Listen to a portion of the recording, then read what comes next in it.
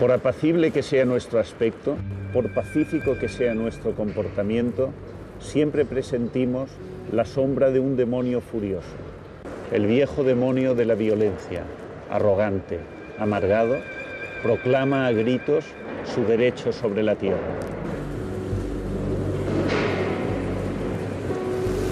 El viejo demonio de la violencia que nadie puede encerrar.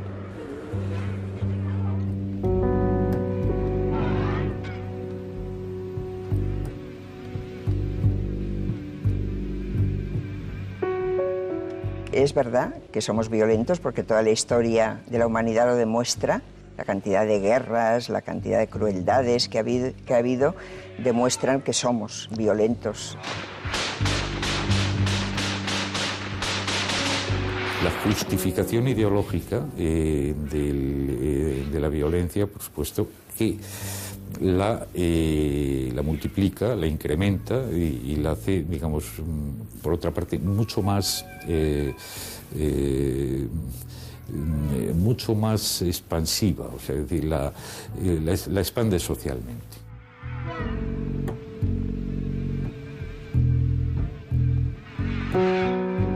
Esos cadáveres fueron primero desmembrados y decapitados, posteriormente descarnados y finalmente los huesos fueron fracturados para extraer el tuétano, es decir, consumidos por unos humanos hace 900.000 años. Siempre se acaba rompiendo algo, colgando a alguien, matando a alguien, quemando algo, quemando a alguien. Siempre se destruye, se mata, se agrede, siempre hay guerras rituales, siempre hay batallas, siempre algo tiene que morir.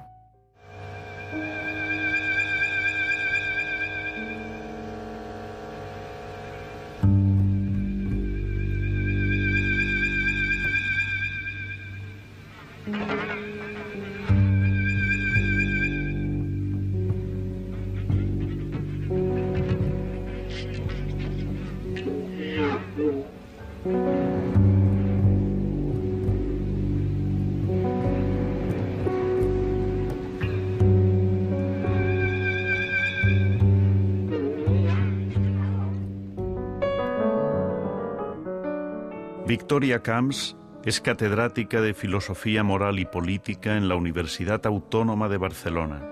Fue senadora socialista y es autora de numerosas reflexiones sobre ética y educación. Desde el circo romano hasta las ejecuciones públicas en los siglos recientes, efectivamente la violencia tiene un poder de atracción y de hipnosis considerable. Sí, sí. Sí, que no se acaba, y yo creo que además va creciendo. Si comparamos, por ejemplo, escenas de violencia, películas especialmente violentas que hemos visto nosotros, ¿no? y películas que ven ahora los jóvenes, ¿no? La violencia ha ido creciendo y la capacidad para aguantar y para tolerar esa violencia, no lo digo en el sentido moral, ¿no? Sino para estar siguiendo esa violencia, yo creo que va siendo mayor, ¿no? No sé, por ejemplo, una película como La Naranja Mecánica, ¿no? Que yo la recuerdo como una película especialmente violenta en la época en que se estrenó. Hoy supongo que al lado de otras películas de Tarantino, de esas películas que llaman la atención por la cantidad de sangre, ¿no? La cantidad de visualidad de la violencia, pues queda como bastante, no digo ingenua, porque no lo es en absoluto, pero mucho más suave, ¿no? Sería interesante averiguar cuál es el efecto de estos productos culturales. ¿Producen una catarsis en el sentido de liberar de una pulsión violenta o excitan esa pulsión? Sí, ese es un tema eterno, ¿no? Que se ha discutido mucho, incluso se ha estudiado mucho, sobre todo de cara a la infancia, ¿no? La televisión violenta produce, a la infancia le produce esa catarsis, esa repulsión hacia la violencia, o por el contrario produce una mímesis, ¿no? Una imitación, ¿no? Es muy difícil averiguarlo, ¿no? Es muy difícil, incluso se han hecho estudios empíricos, es difícil llegar a la conclusión de que tiene en todo el mundo las mismas consecuencias. Porque, claro, los elementos que funcionan, las variables en las que vive cada persona son distintas, ¿no?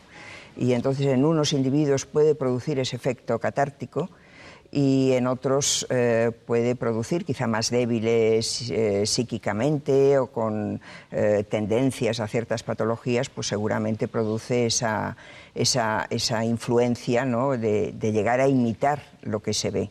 En otras culturas, en otras épocas de nuestra historia, sí que hemos visto a la violencia sacralizada a través de ritos que se convertían en grandes ejes sociales, ¿no? Sí, no, incluso las religiones, ¿no? O sea, las religiones en sí tienen un ingrediente de violencia, de sacrificios cruentos, ¿no? De castigos, ¿no? Que el cristianismo, el judeocristianismo, la Biblia, ¿no? Es un libro, el Génesis, ¿no? Que es una especie de explicación, ¿no? sobre el mal en el mundo, pues empieza con el mito de Caín y Abel, ¿no? Es decir, la violencia está muy presente, ¿no? Es un ingrediente de nuestra cultura, sin duda, ¿no? Y bueno, el intento de elaborar un pensamiento moral y un conjunto de derechos y de obligaciones es la forma que se nos ha ocurrido para ir atenuando, ¿no? Esas formas de violencia.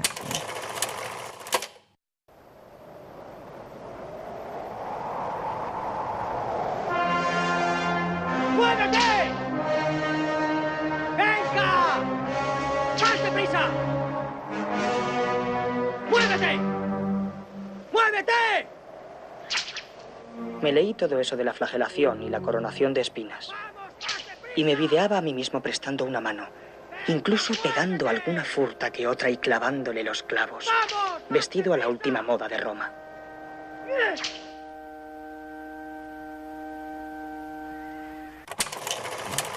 Entonces, la diferencia entre la violencia de un loco y la violencia de un militante sería el discurso. El cálculo y el discurso, y la argumentación y la capacidad de poder persuadir, ¿no? de que hay buenas razones para utilizar la violencia, ¿no? El terrorista, yo entiendo que es muy calculador, ¿no? Que es una persona racional en cierto sentido, porque busca unos fines y pone los medios que considera que son más eficaces para llegar a esos fines, ¿no? Y en ese sentido la conducta no es irracional, es racional, ¿no? Es una racionalidad puramente instrumental, equivocada, ¿no? Porque por eso, por la contradicción que hay entre el fin que se busca y los medios que se ponen para llegar a él. Parece que en la reproducción de los comportamientos violentos el papel del ejemplo es esencial, el ejemplo y la imitación. Sí, bueno, es un poco lo que decíamos de las imágenes, de la televisión, que hoy es un instrumento de socialización evidente, ¿no? Realmente eso que consigue, ¿no? Consigue imitación, y parece que son las dos cosas, ¿no? Consigue imitación y consigue también repulsa. Pero es evidente que si el niño tiene cerca ejemplos en su familia, digamos, o en la escuela, ejemplos de violencia, pues una cierta tendencia a repetir esos comportamientos seguramente se dará. Supongo que en la violencia podemos identificar toda una secuencia de grados, ¿no? Es decir, de qué manera se pasa del enfado a la ira, a la furia y al acto violento, ¿no? Y supongo que esta secuencia no es la misma en todos los individuos. Seguramente no, porque el carácter debe existir y debe funcionar también, pero hay que pensar que el carácter también se cultiva, también se educa, ¿no? No es todo genes, no es todo genético. Y que además estas emociones como la ira pueden ser muy positivas, es decir, que todas las pasiones son ambivalentes, ¿no? Tienen elementos positivos y elementos negativos, ¿no? Pueden ser adecuadas para ciertas cosas y para otras no. La ira es una de ellas, ¿no? La indignación, el enfado ante la ofensa, por ejemplo, ¿no? O ante las desigualdades o ante las injusticias.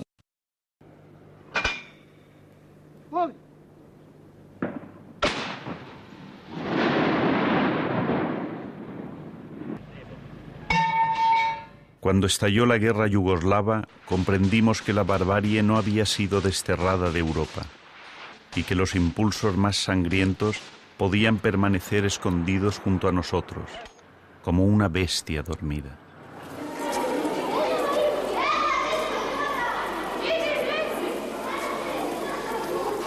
El Estado, no solo como monopolio de la violencia, sino como garante del derecho, hemos vivido situaciones en donde se ve la enorme fragilidad de esta estructura que de repente puede derrumbarse y dejar a flote pues el peor espectáculo de la violencia, ¿no? Como en Bosnia, en la ex Yugoslavia, por ejemplo. Sí, y claro, y eso es algo del que no se salva con el mejor régimen político que se nos ha ocurrido, que es la democracia, ¿no? O sea, el peligro de la democracia es que acabe en un régimen antidemocrático, ¿no? Que podría ocurrir, ¿no? Que finalmente la voluntad popular pues lleve al poder a alguien que no sea democrático. Bueno, el ejemplo de Hitler es el ejemplo de manual, ¿no?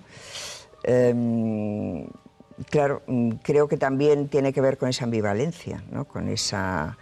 no estamos hechos de una sola pieza, ¿no? No tenemos una integridad total, sino que podemos desviarnos mucho, ¿no?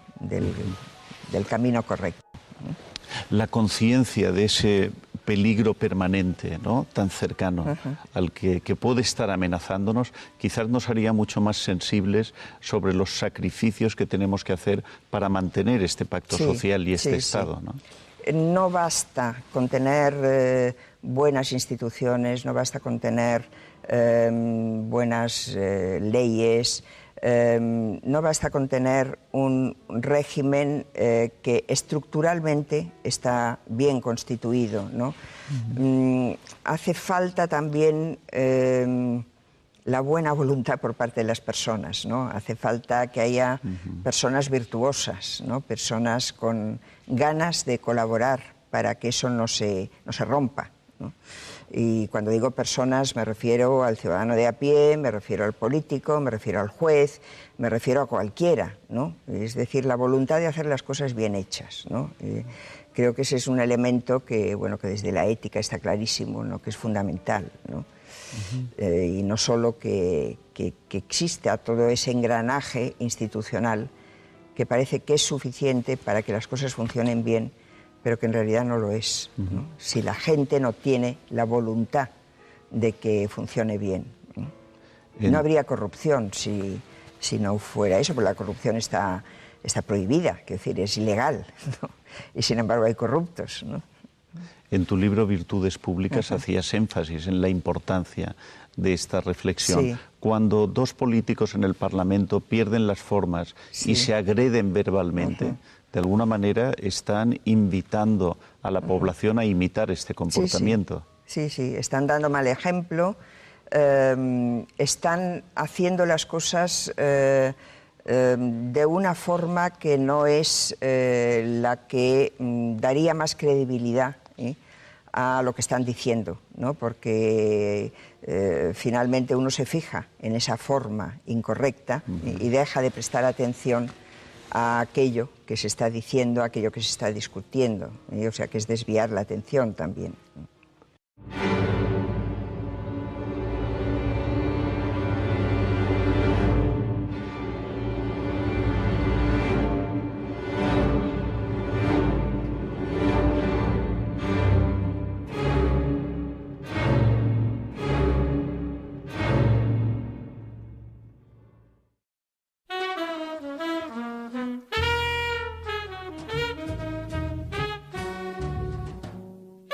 Jon Juaristi es poeta, ensayista y traductor. Es doctor en Filología Románica y fue Premio Nacional de Literatura.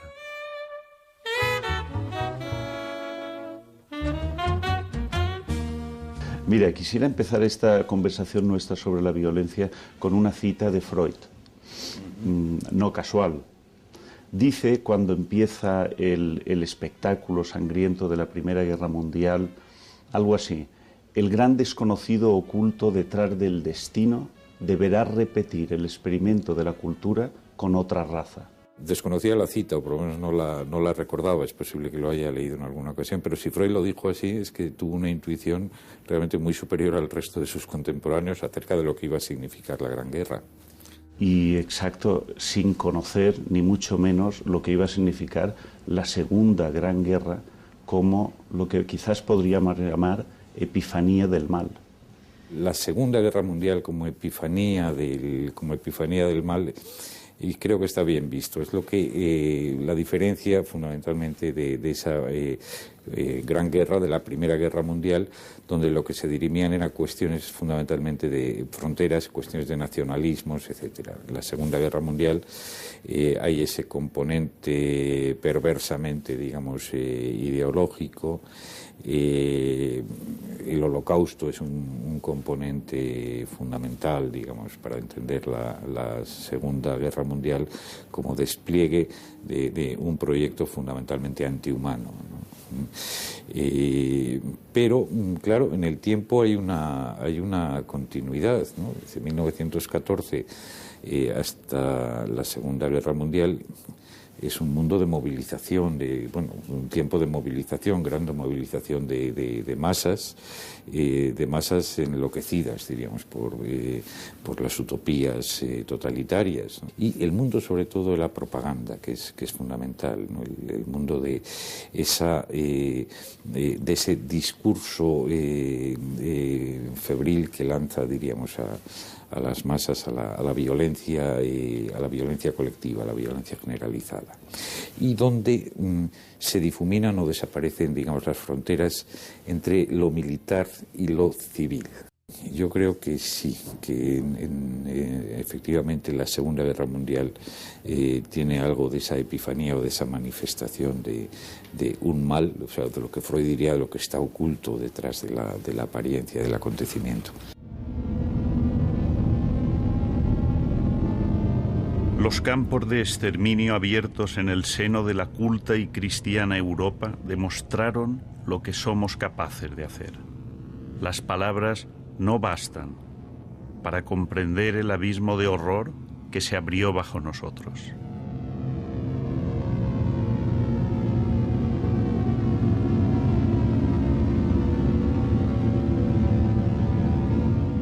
En las manifestaciones habituales de la violencia criminal nos encontramos habitualmente con la figura del criminal arrepentido. Pero una singularidad de la violencia política es el alarde del éxito de la violencia, de su posición y de su derecho a ejercerla. Sí, y en ese sentido la política es uno de los campos donde más claramente se manifiesta esta visión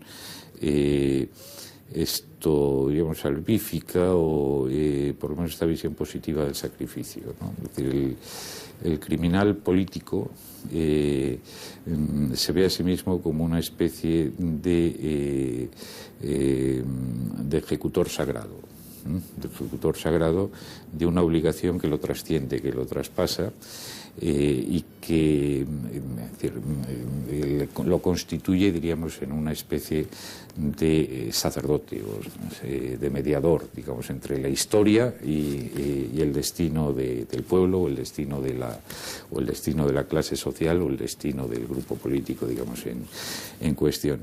Había una cosa que decía Claude Lefort a propósito de Solzhenitsyn, decía, bueno, creo que Solzhenitsyn descubre que los personajes de la literatura rusa, de la gran literatura rusa del 19, Raskolnikov, o pensemos en cualquier asesino de Dostoyevsky, digamos, en el momento en que matan cambian, se convierten en unos seres abyectos, caídos, son príncipes y se les pone una cara de Mujik revirada, ¿no?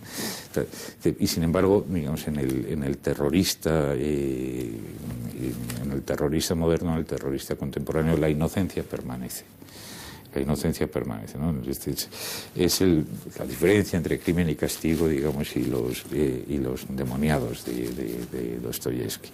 Es decir, sí, hay yo creo, una autojustificación del criminal político que no se da en el criminal, digamos, de derecho común, ¿no? En el criminal de derecho común, y que tiene que ver con esto, tiene que ver con una especie de visión justificatoria o de visión salvífica, incluso religiosa, del crimen político, ¿no? O pseudo-religiosa, diríamos, pero en fin.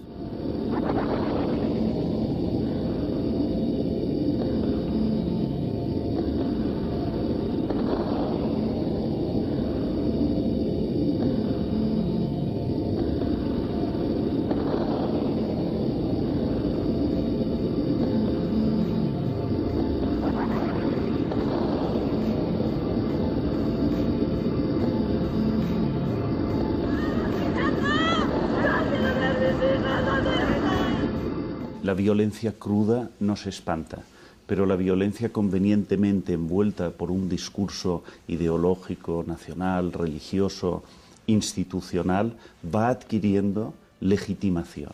Por supuesto, y además se socializa fácilmente, ¿no?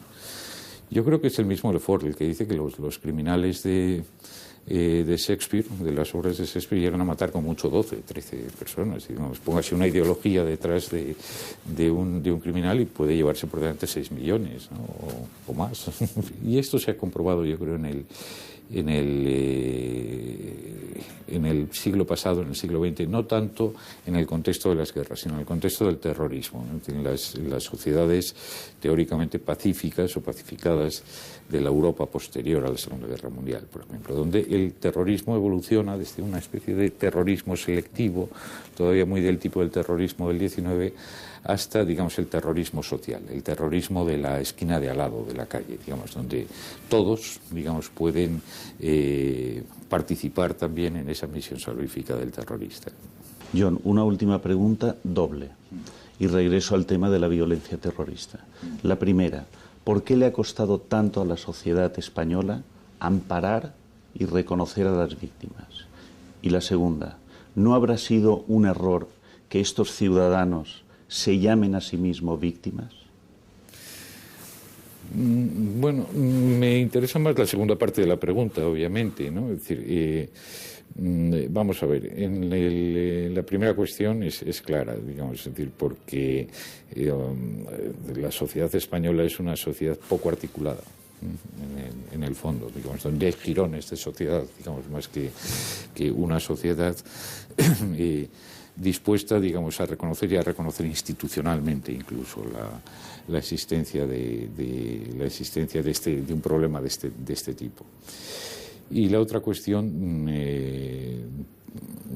me parece que tiene un calado mucho más profundo. Efectivamente, si hay algo que la gente odia, diríamos, es el victimismo, es decir, la víctima que habla de sí misma como víctima, ¿no? Porque eso es una apelación moral y es una interpelación moral que resulta muy molesta, digamos, para cualquiera, ¿no? Es cierto, digamos, que ante el terrorismo cualquiera puede ser, digamos, objetivamente víctima de esta violencia aleatoria del terrorismo, que pone un coche bomba en mitad de una ciudad o que pone unas bombas dentro de unos trenes y que mata a todo tipo de gente, ¿no? Y que por tanto ya se pierde esa distinción entre inocentes, culpables, etcétera. Pero digamos, el que uno pueda ser potencialmente víctima de algo no quiere decir que lo sea de hecho, ¿no? Y por tanto Yo diría que hay que tener un cierto cuidado, digamos, con esta cultura de la lamentación o con esta cultura lacrimosa, que por cierto está siempre, digamos, en las sociedades tradicionales en el origen de grandes actos de violencia colectiva, ¿no? Como bien supo Orlo Canetti, ¿no? Estas mutas de lamentación que de repente se convierten en grupos violentos. John, entonces esperemos que el gran desconocido oculto detrás del destino nos libre de nosotros mismos. Bueno, por lo menos nos eche una manita, ¿no? O sea, tampoco se trata de pedir cosas imposibles, ¿no?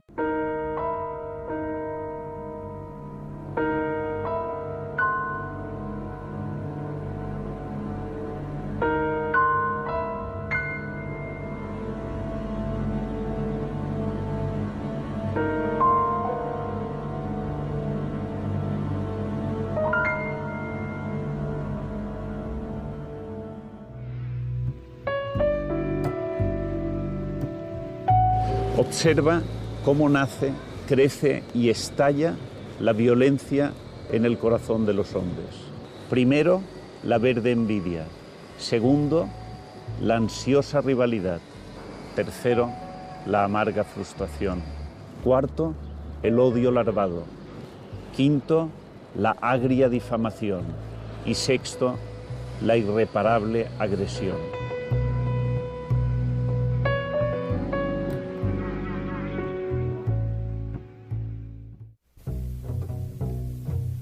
Juan Luis Arzuaga es catedrático de paleontología y autor de numerosos artículos científicos y libros de divulgación. Es uno de los directores del yacimiento de Atapuerca. Las pruebas, evidencias más antiguas de agresión, incluso de muerte, hoy por hoy está en Atapuerca, casi para variar, ¿no? Donde hay un yacimiento riquísimo que se está empezando a excavar ahora y que proporcionará muchísimo material en los próximos decenios, ¿no? Y que se llama la Gran Dolina. En ese yacimiento hemos encontrado fósiles humanos que tienen 900.000 años de ese orden, es decir, casi 1.000.000 de años, que corresponden a por lo menos 10 personas diferentes, 10 individuos o 10 homínidos, si se quiere decir así por su antigüedad, distintos de los dos sexos, de diferentes edades, hay niños, hay adolescentes, hay adultos, jóvenes, y que esos restos humanos, que son muy abundantes, se encuentran mezclados con restos de animales, de las presas más habituales, de los herbívoros, estamos hablando de ciervos, de potros, en fin, aparentemente han sido procesados igual, y los restos humanos, los huesos, están fracturados, es decir, han sido explotados hasta la médula, hasta el tuétano, y presentan marcas de corte que indican que esos cadáveres fueron primero desmembrados y decapitados, posteriormente descarnados, y finalmente los huesos fueron fracturados para extraer el tuétano, es decir, consumidos por unos humanos hace 900.000 años. Entonces, es un comportamiento de antropofagia, es un comportamiento caníbal, y no hay ninguna razón para pensar que sea un canibalismo de tipo ritual, ¿no? Todo indica que es un canibalismo, nosotros decimos un poco sarcásticamente gastronómico, es decir, por alimenticio, por las calorías, y sería, por tanto, se interpreta como un caso de agresión y muerte entre grupos, de violencia intergrupal, seguramente, y es el caso más antiguo conocido, por lo tanto, de agresión entre humanos o entre homínidos.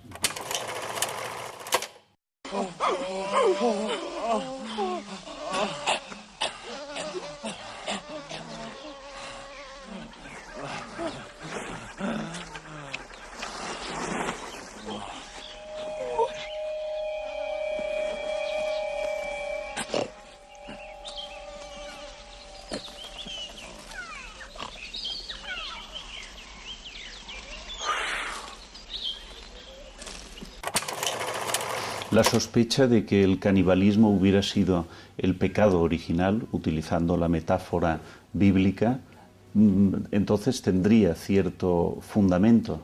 El canibalismo es un comportamiento muy especial, muy interesante en sí mismo, porque especies cercanas a la nuestra, como por ejemplo los chimpancés, como por caso, que son muy agresivos y en los que se conocen casos de agresión dentro del grupo, pero también agresión entre grupos, con el resultado de muerte, incluso de exterminio de grupos enteros por parte de grupos rivales y vecinos, ¿no?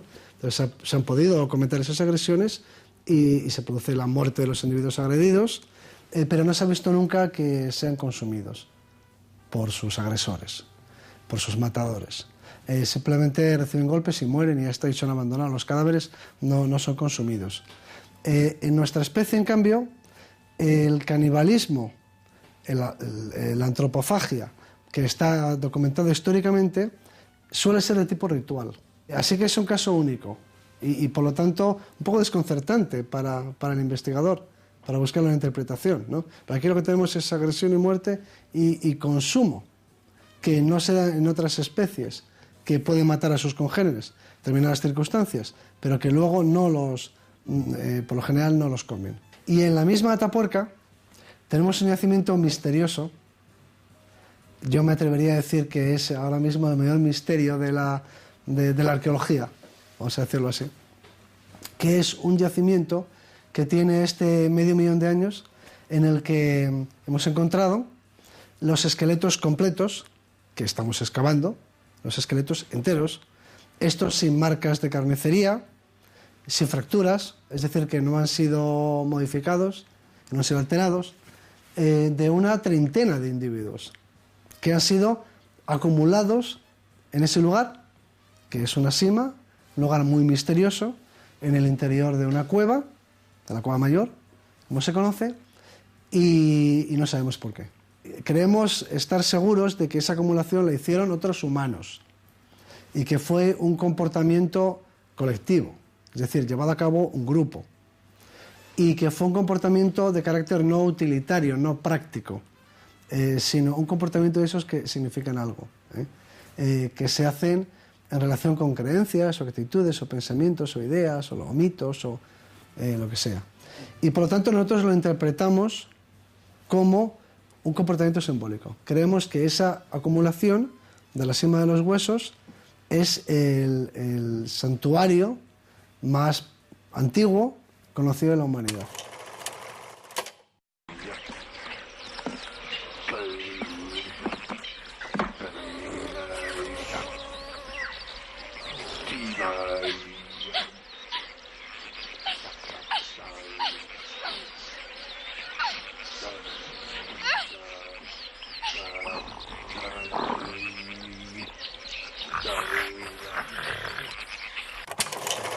¿El canibalismo gastronómico es falta de proteínas animales o es falta de conciencia sobre la distinción entre el hombre y el animal? Claro, pero es que traspasar esa barrera, la barrera de la especie, es precisamente lo que no se encuentra en ninguna otra especie. Sería un acto simbólico en sí mismo. El ver a los semejantes como comida, eso contradice la biología, porque los carnívoros, los depredadores, por ejemplo, ven como presas a individuos de otras especies. No cazan de forma sistemática. Se puede dar un caso de agresión, de violencia, de muerte, etcétera, hasta de consumo parcial. Pero lo que tenemos aquí es un consumo sistemático de individuos de la misma especie. Y eso, claro, no lo podemos asegurar, pero eso es excepcional, para empezar, en el panorama de la biología. No sé, los chimpancés, no se les ocurre, entre comillas, que sus programaciones genéticas hacen imposible que se dediquen a la caza sistemática de otros chimpancés, ¿no? Lo que tenemos aquí es un consumo sistemático y repetido de individuos de su propia especie. Y eso en sí mismo es un poco la negación de la biología. Es uno de esos comportamientos que la gente llama inhumanos, como muchas de las pautas de la violencia que padecemos, ¿no? Que la gente suele referirse a ellas, incluso los escritores y los pensadores y los políticos, a veces las califican de inhumanas. Es un comportamiento inhumano. Y al contrario, el problema es que son muy humanas, que son específicamente humanas, que son exclusivamente humanas, que solamente los humanos hacemos esas cosas, ¿no?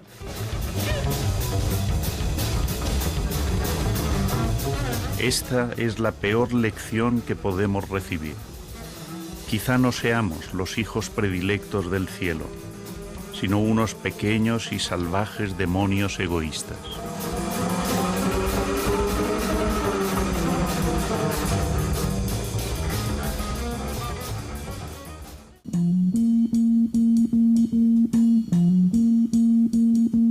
Manuel Delgado es doctor en antropología, un autor prolífico y un profesor dispuesto a sembrar la reflexiva controversia de la polémica.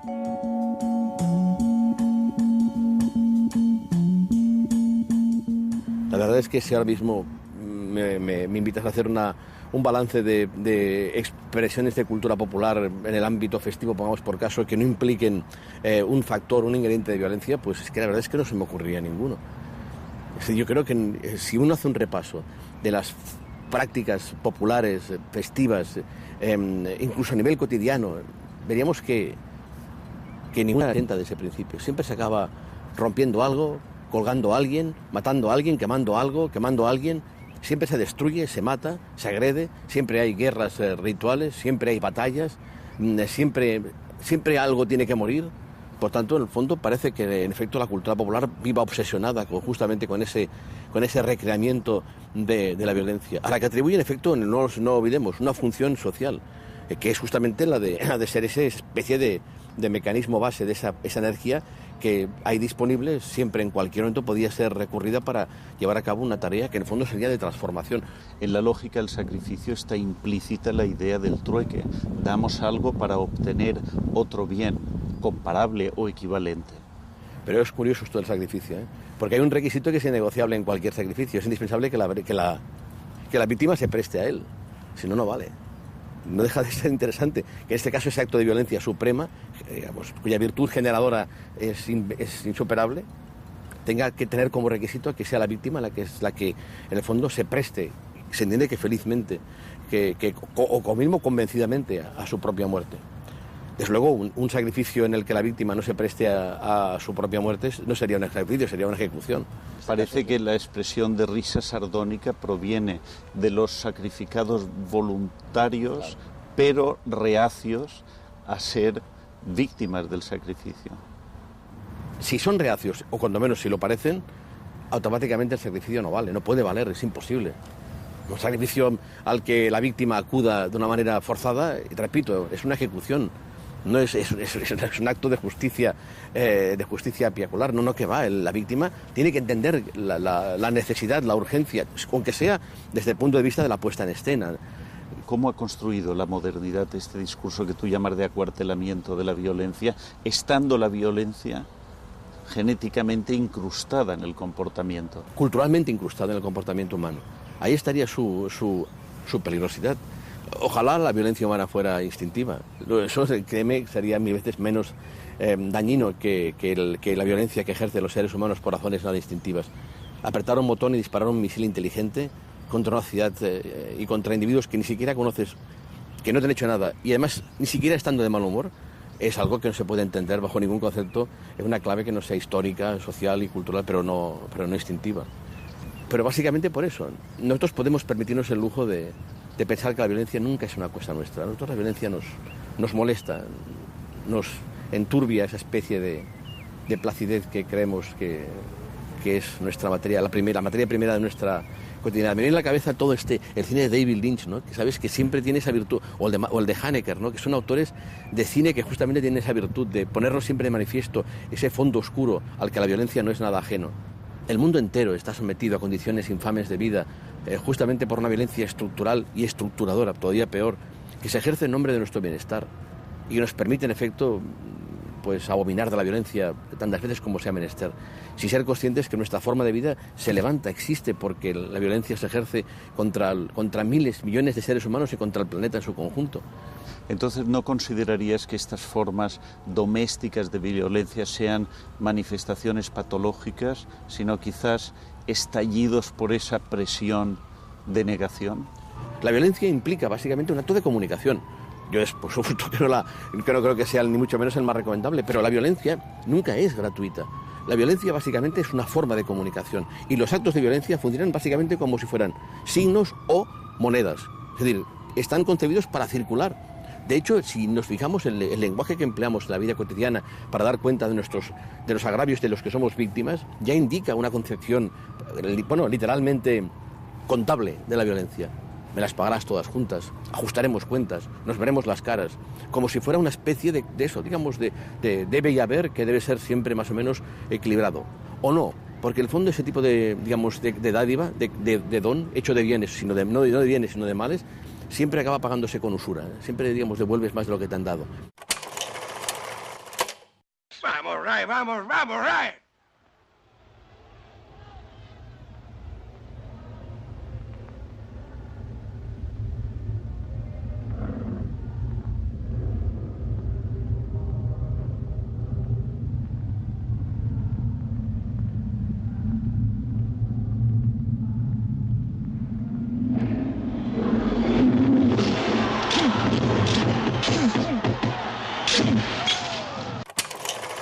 ¿Tú verías en los grandes espectáculos deportivos una forma de exorcismo, de canalización de la violencia o una forma de violencia? Es que es lo mismo. Es decir, pero atención, ahora bajo ningún concepto quiero que se me arrogue una idea que no es mía. De nuevo, es Norbert Elias en un texto no menos clásico que se llama El deporte y el proceso de civilización, donde explica cuál fue la génesis de los deportes de competición entre equipos. Y lo hace necesario. Claro, él lo que explica es que las Olimpiadas en la Grecia clásica eran violentas, la gente moría. La idea de que el deporte no es violento y no implica violencia, sino de una forma simbólica, luego en la Grecia clásica no se daba. O sea, no, la diferencia entre guerra y deporte no siempre era clara. Para nosotros está claro que la violencia es una forma de enfrentamiento en el cual la lesión física deliberada está excluida. Pero en todo caso lo que sí que es cierto es que los deportes, cuando menos los deportes de competición entre equipos, y no digamos las luchas individuales, son siempre, por definición, sucedáneos de la guerra. ¿Pero qué hacen eso? Por una parte, evitan el enfrentamiento, pero al tiempo lo institucionalizan. En el fondo, ¿qué es una liga de fútbol? Una guerra de todos contra todos, sino justamente recordarnos que estamos en guerra. Y el fútbol implica eso, una forma de impedir la guerra, pero al tiempo de sacralizarla. Estamos en guerra, no nos matamos, pero estamos en guerra. Sí. Probablemente en todas las ciudades europeas a la misma hora haya grandes multitudes concentradas en los estadios deportivos. ¿Qué haríamos con toda esa furia excedente que se libera en estos espectáculos? No me atrevía a decirlo por si acaso, porque siempre se pueden... Mira, en este universo nuestro, en este país, hay una maldición. En cuando tú explicas una cosa, automáticamente la justificas.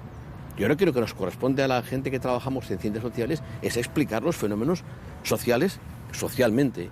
Desde luego la violencia puede y debe ser explicada en clave social y cultural, pero tiene siempre el riesgo de que en cuanto la explicas alguien intuya que la estás justificando.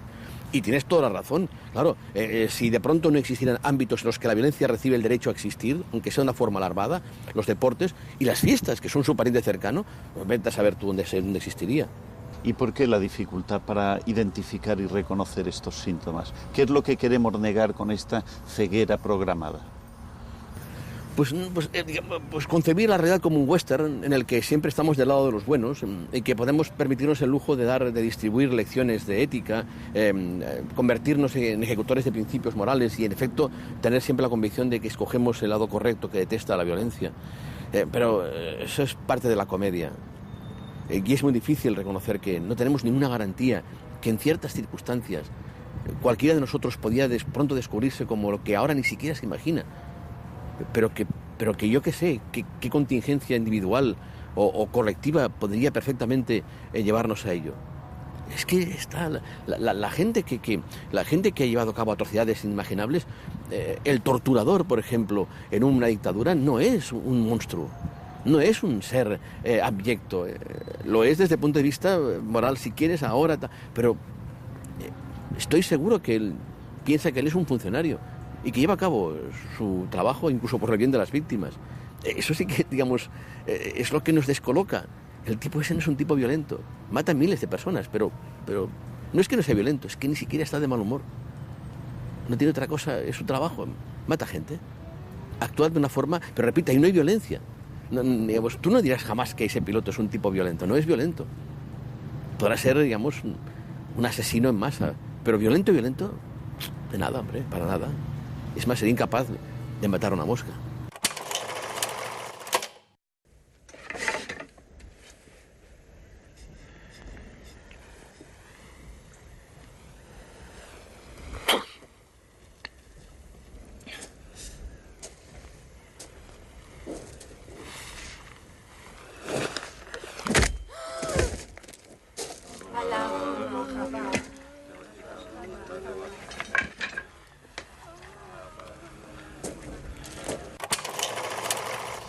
A diferencia de las formas ritualizadas tradicionales de violencia en el que la víctima debía dirigirse al cadalso voluntaria y alegremente, hoy las víctimas lo son en contra de su voluntad y nos producen ese sentimiento de piedad o compasión y de empatía con ellas. Sí, es todo porque hoy por hoy las violencias bélicas, los que pagan el pato son los no violentos. Hoy por hoy la guerra civil es una guerra a los civiles, que es interesante, ¿no? Como el fondo se castiga especialmente a aquellos que creían que la violencia no iba con ellos. No sé, perdóname, pero es que no puedo dejar de pensar. La experiencia de la Yugoslavia, hoy por hoy cualquiera puede acercarse a Sarajevo, está cerca, en coche tardas, no sé, un día y medio, tampoco mucho más, en avión menos, por supuesto, pero en fin, que es una cosa que puedes practicar, ¿no? Y de pronto cuando paseas por las calles de Sarajevo, o cuando, por ejemplo, haces apenas 10 kilómetros y vas a Pale, que está prácticamente al lado y que era una ciudad de los chetniks, entre comillas, de los malos, que disparaban contra la gente que pasaba por la calle, y ves lo que te rodea y ves a la gente, y ves el paisaje, aún tienes presentes las ruinas, hay todavía marcas inequívocas de la guerra, y lo que te das cuenta es que esa gente no son gente de aspecto exótico que te podría dar la imagen de que pertenecen a ese mundo donde pasan las guerras, no, son, entre comillas, por supuesto, normales. Cuando digo normales, digo entre comillas, digamos que su aspecto no es diferente del nuestro, son europeos, hay centros comerciales, multisalas de cine, y en cambio sabes perfectamente que esa gente fue víctima de una violencia atroz que se ejerció contra individuos ordinarios que habían cometido el pecado imperdonable por lo que parece de salir a pasear a la calle. Entonces, claro, es cuando tienes conciencia de que la violencia siempre está ahí y que puede en cualquier momento emerger para llevar a cabo su tarea, que nunca es. Entonces íbamos a Pale y claro, los tipos que te servían el café podían haber sido los francotiradores. ¿Por qué no? Seguramente eran los francotiradores que disparaban desde las colinas que rodean Sarajevo.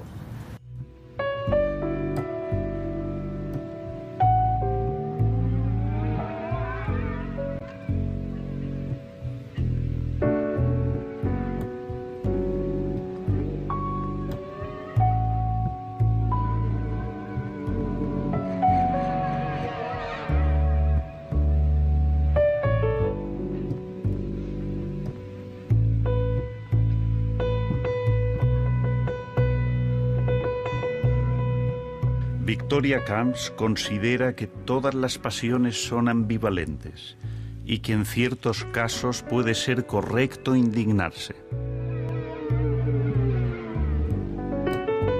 John Juaristi afirma que el criminal político se ve a sí mismo como un ejecutor absuelto por lo sagrado.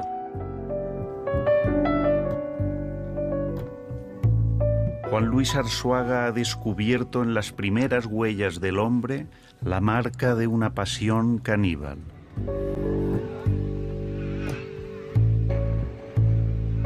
Manuel Delgado denuncia ese espejismo cultural que nos impide comprender el significado de la violencia.